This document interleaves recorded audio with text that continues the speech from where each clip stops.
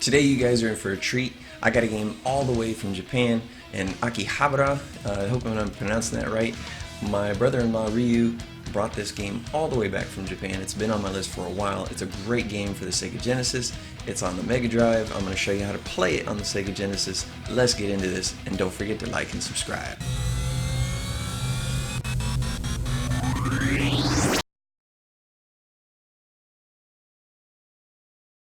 Gunstar Heroes. Look at the box art. I just love it. I mean, the Japanese really put some time into their drawings. I just love the way this looks. I got it pretty much in mint condition. You know, I mean, there's no scratches, there's no flaws, there's no dents, no fading. I mean, this thing is in top-notch condition. And even though the outside is in Japanese, one thing I wanted to show you, this is really cool. No Japanese. The instruction booklet I have not opened because it's in this nice cellophane, protective tape. But anyway, let's get into some gameplay.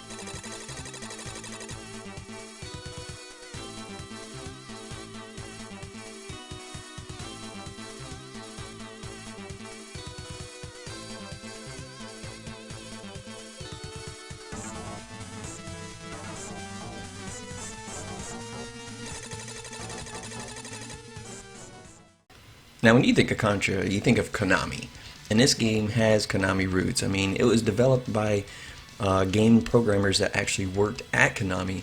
They were fed up with the fact that Konami did not want to publish this game, and so they made their own company called Treasure, and this was their first game release back in September of 1993, back in Japan, and a few days later they released it, of course, in the West.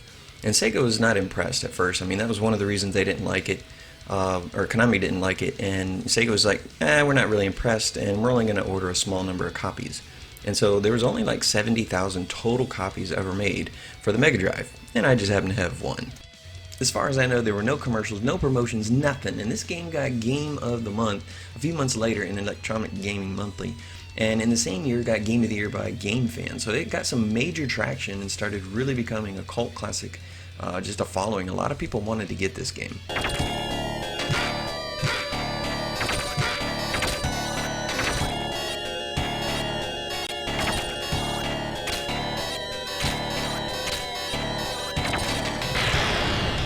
So if you're looking to pick up this game, be ready to actually shell out some dough. Because of the popularity, this game has become sought after by a lot of Sega Genesis fans, including myself. I mean, look at this. Some of these games go for well over $100, $200, depending on their quality and condition. So it's a definitely collectible. If you can get a hold of it, I highly recommend it to put in your collection. So with no soft mod, how are you going to play a MegaDrive game on your Sega Genesis? Right there, Game Genie. Alright, if you plug your game into a Game Genie, you power it up, this is the screen that you're going to see. You're going to see the code masters, and if you look it up for the Gunstar Heroes, if you have the Japanese MegaDrive version, you're trying to play it on your Sega Genesis, you need to enter in the code. That is AACAAN62. Once you're done, hit the start button and get to playing.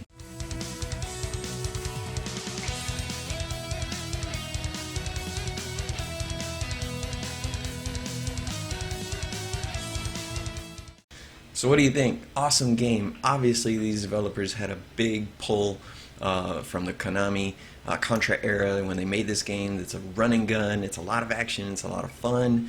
The animation is great, the story is kind of funny and quirky, it's a lot of fun to play, and it's really challenging. The sprites are big, the bosses are huge, sound effects, I mean, I can't go enough. This game is a cult classic. I think it's one of the best Sega Genesis games ever made. Anyway, leave me a comment below, let me know what you think if you've played Gunstar Heroes, or if you have any Mega Drive games for your Sega Genesis. Until next time, I'll see you later.